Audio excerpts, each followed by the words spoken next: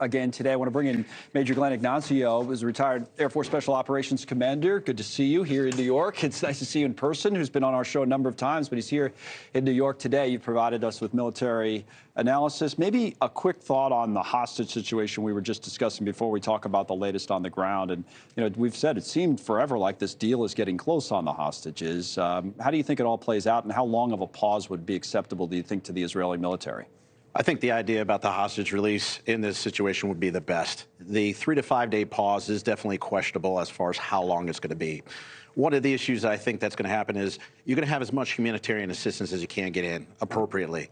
But if you look at the information warfare side, the public opinion and the international community is sort of not really behind Israel on this.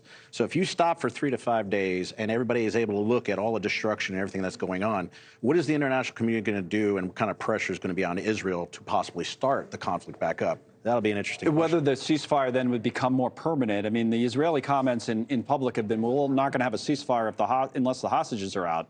But if the hostages are laid out, then you're right, other people would come in and say, all right, let's have a ceasefire. Let's end this thing completely, right? That's what I believe would be one of the things Israel will have to face. All right, let's talk about what they are facing right now. And we can look at our maps, which I have the telestrator here in front of me. So, Glenn, when we've had him on, remotely, we've been talking about things like this. And this is the current advance, as we see it from the Israeli military, really surrounding Gaza City. What I want to talk about specifically are some of the challenges at the hospitals, okay? So in this particular map, you start to see a tunnel system as it is around certainly Al-Shifa hospital and some of these other hospitals. The red lines under there are what intelligence thinks are the tunnels.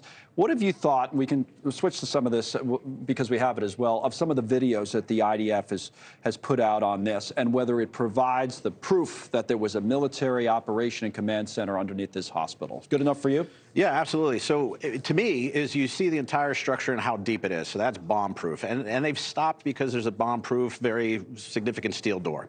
So they believe that's booby-trapped. But not only that, is what happens if there's hostages behind it and it's booby-trapped? People could be harmed. So that's why they're holding short. Now, the interesting part about, if the hospital loses protected status as far as the international community and the law of armed conflict is concerned, is it states, and you can see this on the Red Cross website, any kind of direct or indirect support, it loses its status. So the question is it's more emotion that you see people's like, you found weapons, explosives. Technically, that means that's indirect assistance. But I think a lawyer really has to define, because there's a lot of judgment about, oh, that's not enough or that is enough. I think we really need to clear the emotions on that and get a real legal perspective on it. Well, we're seeing the tunnel system now, and where that was outside, or the hospital itself inside the complex, and you go down, and the other video, that door, I think, is on the same video that you referenced, where they could look through this reinforced door at the bottom. Now, use the word emotion. You can understand the emotion of just regular people. You have a military background, but a lot of people don't, and they see literally babies in incubators. They had to rush out of a hospital, and they said, well, they're going in there with guns to a hospital. I understand maybe it was a command center. But this is a tough situation for Israel. I'm certainly not making excuses for how they're handling it, but they're in a spot where no matter what, you're going to be criticized. Was there another option that you could think of? Is this their only option? How about the way they're actually handling this? I think they're handling it methodically, which they needed to do. I mean, so you've heard different terms about raiding and so forth. That sounds pretty intense, right? Yeah.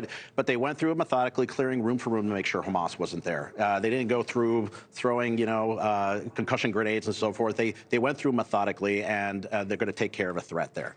If it lost protective status, they could have actually struck the hospital, and they didn't do that. So that's good. But I thought that the process they followed was appropriate. And honestly, emotionally, that would be the best way to not have collateral damage and accidentally kill somebody you don't want to, right? Yeah. But I mean, there's two sides to this war. You have the kinetic warfare, which Israeli is doing very well. That's weapons on target, and you have the information warfare. And I got to tell you, Hamas is winning that, because you may have the horrific events of October 7th, but that was one day, and as bad as it is, every day people are starting to see the injuries, and that's what's really happening. Images like this, we're showing these premature babies, and that's not only here, but on all the coverage around the world, and it certainly has an impact on people as they watch it. All right, we appreciate your analysis. I'm glad you stopped by here in New York when you were in town. So Major Glenn Ignazio with us once again. Thanks so much for watching. Just go to joinnn.com to find News Nation on your television provider, and don't forget to click the red subscribe button below to get more of News Nation's fact-driven, unbiased coverage.